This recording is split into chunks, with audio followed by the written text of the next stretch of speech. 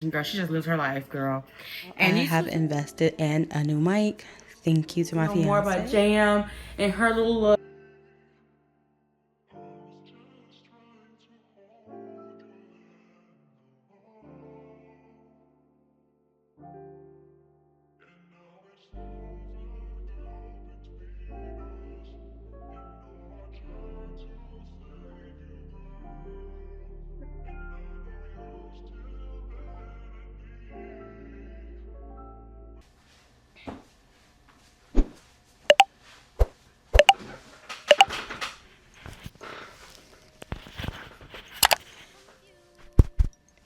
Is this thing on? That's my question. Y'all, I have invested in a new mic. Thank you to my fiance. And I'm really appreciative of this ability to be able to use a mic now. And I'm hoping that this is coming out clear. I tested already and it seems like it's working. So let's just hop right into it. Welcome to I'm Just Living Diaries, okay? I wanted to create something that kind of fit everything that I do. I feel like a lot of my vlogs can seem not really rushed, but very random, right?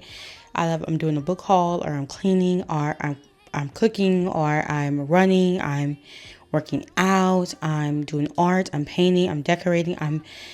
It's never one thing. I'm painting randomly in the house.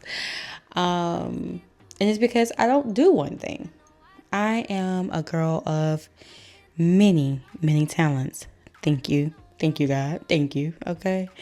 And I wanted to welcome you guys to Just Living Diaries. I hope you guys enjoy it. I hope that you are able to really get into it. Hope you're okay with your girl never sticking to one thing, because I do everything. Literally. One day I'm a I'm always a plants parent. Another day I'm a dog mom. Another day I'm reading a book on a raining day, or I'm drawing in the middle of, I don't know, the living room or my bed or at my desk, or just drawing. One day I am cleaning and vacuum cleaning so much that you're like, oh my goodness, when's she gonna be done cleaning? One day I'm scrubbing down cabinets. The next day I'm cooking. Just a day full of me, time full of me. I'm working on wedding planning. I'm getting ready for work. I don't know, but you're gonna get vlogs. You're gonna get a lot of vlogs, and you're gonna get a lot of information and get to know me. So we're gonna have a little more sit downs in these actual series, where I'm gonna just be talking and chatting with you guys, and then some days I'll be moving around and running around. But you will get content, okay, over here. Period. We don't play. But anyway, enjoy the rest of this vlog. Talk to you guys about a book I just finished from from my TBR list, which is, where is it? 1 second, what did I do with oh, here it is. It was one of my October reads that was on my TBR list. It's called Deja Brew by Celestine Martin.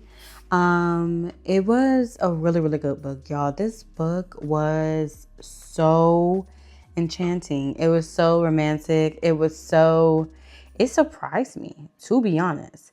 So it follows a chef. She's a witch. So she's a kitchen witch. Okay. So her name is Serena Carway, and it's her sister Callie, her sister Lucy, and then her cousin Ursula, who they're all like super close. They're all like witches, and they are living the life. One is really good at books and studying and stuff like that. Another one is good at decorating like for weddings. And then there's another one. I forgot what Ursula does. I think she works for some type of place, but they always call her in for something that the gnomes have done. And then there's Serena, who is the kitchen witch, and she's following her nana's footsteps. This story is going to take you on a roller coaster ride, y'all, of making mistakes, accepting who you are, learning a little bit more about it's okay to not be okay. So I really, really, truly enjoyed this book and this read, and I'm hoping to see more from Celestine. To be honest, I don't know if she has any more books that's gonna be coming out for Christmas time, but if she does, I'll be looking for it. But this book, so let's get into a little bit of, pretty much warning, warning, warning. We're about to get dumping. We're about to get into the story, okay? So y'all, first and foremost, this. All right, so we're good. So let's get into the deep part of this book. So August and Serena, right? Y'all, the love in this book of August and Serena is so cute. It's so breathtaking. And how he just really loved him a thick girl. I love it. I love how he's all about her waist and her curves. And he's like, ooh, I like my girl. Like, she's fine. You know what I'm saying? And then Serena, even whenever she's having the worst day, he's still looking at her like, oh my goodness, she's the most beautiful day in the world. Like, y'all, oh my goodness. Like, it's crazy when you find a love that when they look at you, doesn't matter of how you're dressed or how you look, they just admire everything about you. Like, they always find something about you that they just endure, and they just want to engulf themselves in your presence. Like, and the fact how August was, like, my guy Gus was really feeling Serena, okay? He wasn't playing. He was like, I'm gonna get you, girl. He was like, I'm gonna get that one. Like, that's mine. What are you doing? Like, the part when he got jealous because she told him that she had a date with a book, or she had a date at the library, and he was like, date with who? Basically, he really wanted to say that, girl. He really was like, date with who? What you mean you got a date? Like, I know you're not my girl, but still, what you mean you got a date? What you mean? And to find out it was just a date with Lucy at the bookstore. That took me out on the kiss at the carousel, y'all. Oh my goodness. The kiss at the carousel. I was like, that's just so beautiful. The love was so beautiful. The way the story played out was written so well. And it wasn't like too, like, you know what I'm saying? It wasn't too smutty. Like, it wasn't too, like, crazy. Like, you're like, hearing about this and this and this and this. It was perfect. It was written so well. Oh my goodness. That's crazy how well it was written. Like, when I say Celestine really made me want to pick up another book of hers, if I ever see her name again in any of the stores, I'm picking up the book without questions of doubt, because that's how much I really love this book. First and foremost, Celestine, girl, pull up to the front. Put up to the front, pull a chair up right here, sister, because this cover doesn't give what I read in this book. This cover gives, oh, it's supposed to be a nice little snuggle up, cuddle with a little hot chocolate, a little, blanket with a rainy day. It's November, it's fall, it's October, maybe even. Read, cutesy. Girl, the way you act up in this book. The way you act up in this book is insane to me. I was not expecting that from this cover. Super cute cover, by the way. Just saying, illustrations gorgeous, but girl, I wasn't expecting that from this book. Woo! I started screaming. Like the part whenever they go into the time lapse and time has stopped and they realize they were there for 3 days. Baby, what are you talking about? What are you talking about? Okay. Listen, pause time for me, honey. Gus didn't even know he can pause time like that. Girl, that was... Yeah, Celestine, you did this, girl. You did this. You did this. You did this book, okay? Like, I love this book. Like, I'm so sad it's over. Like, that's how much I really enjoyed reading this. It was a good read. So I can't wait to hopefully find more Celestine books. I'm looking to see if she makes any other ones. I know there's another one here that says she written Wishful Thinking and Kiss and Spell.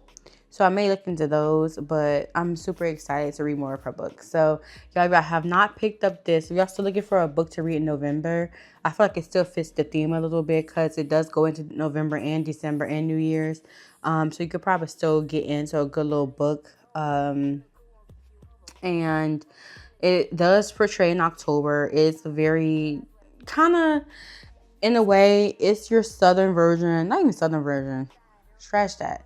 It's literally a chill version of Halloween Town, but more cutesy, more Fallen Serena story, and also just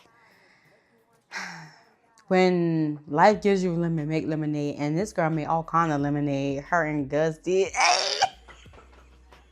Baby, her and Gus did. Okay, all Gus. Okay, listen.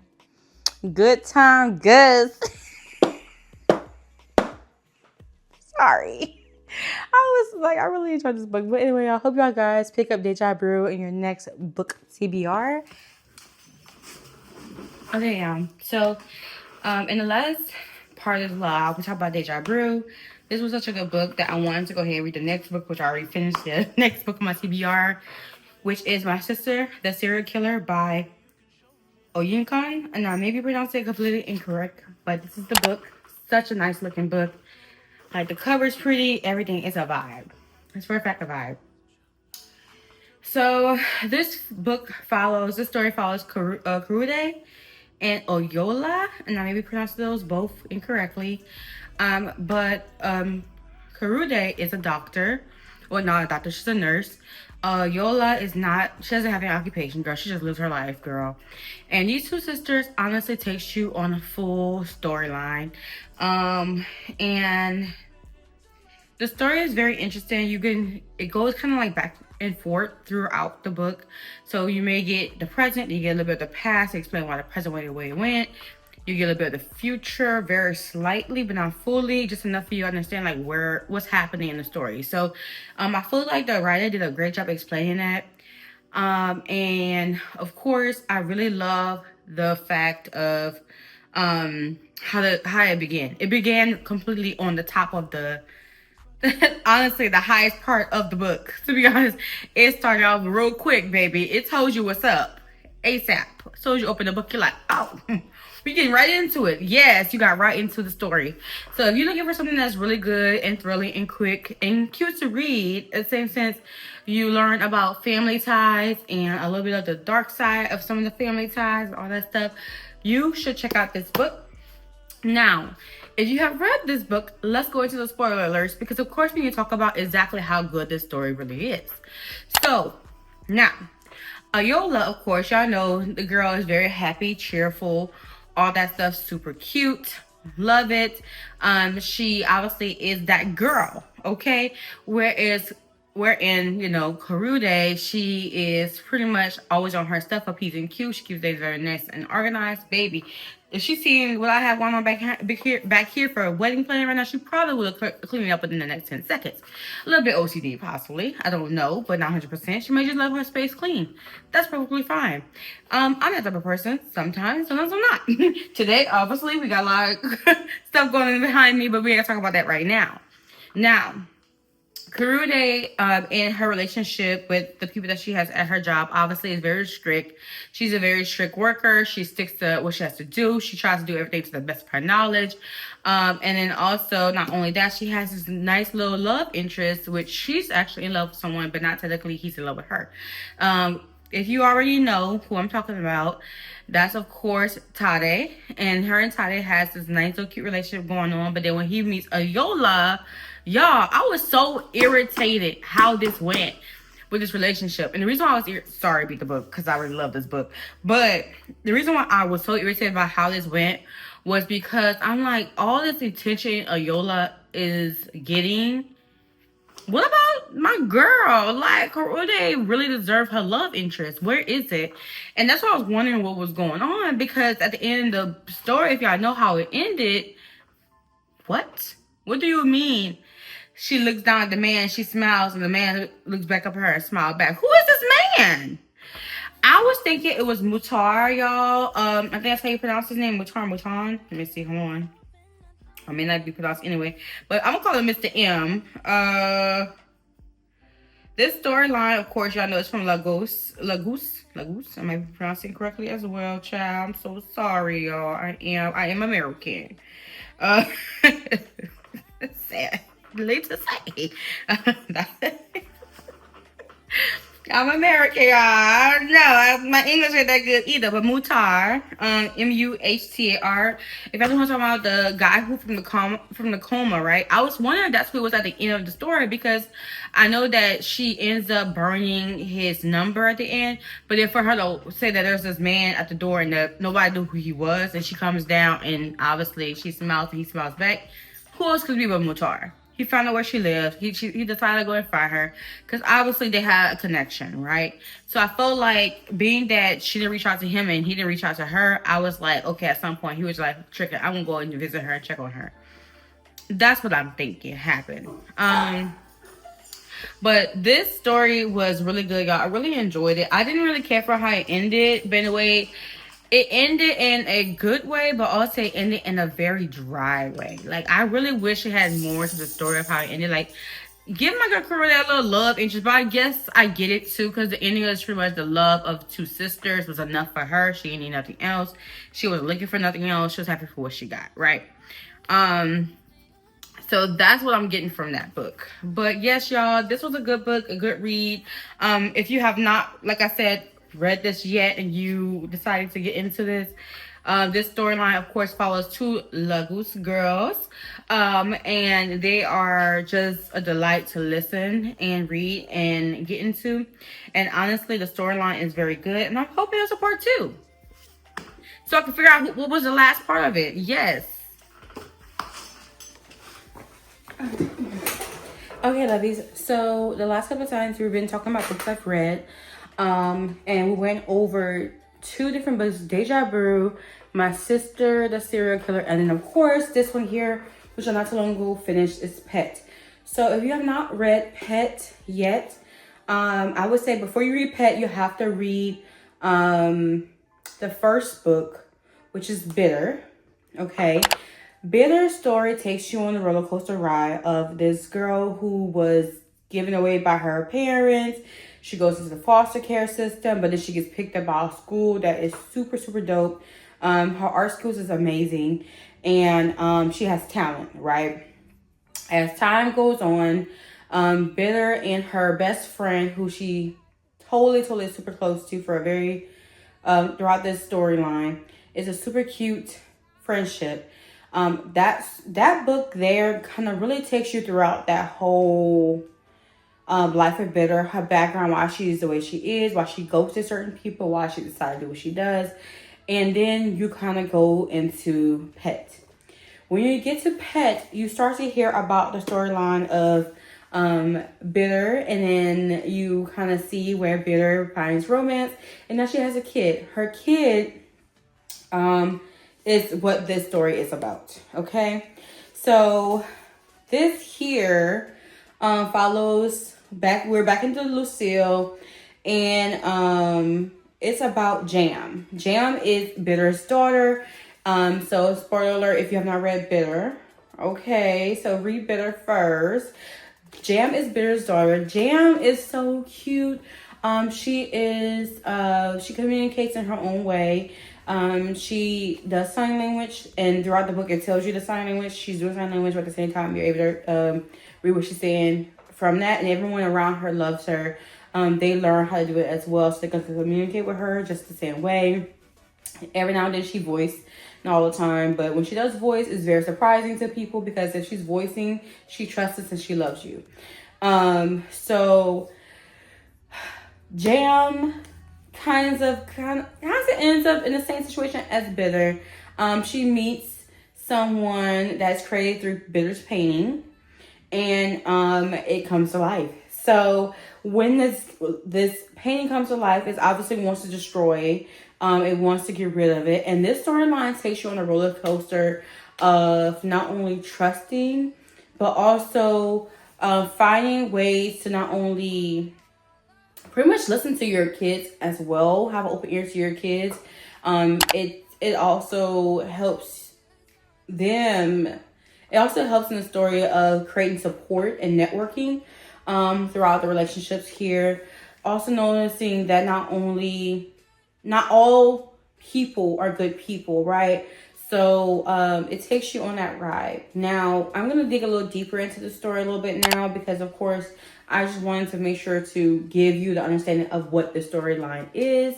Now, y'all, I thought this was so cute. It was cute. It was quick. It was a quick read. If you know this, it wasn't a thick book. But I do like the fact of Bitter and her best friend and how their relationship is. Also, the fact that she did bring in the fact of Bitter. Jam and her relationship with her best friend is in this storyline. But then also being that Redemption and her are super close. Talking about abuse. To be honest, there is a trigger in here, you guys, because it's about abuse. I have to make sure I put that at the bottom of the last part of this vlog. The last thing I was just talking about, so people would know.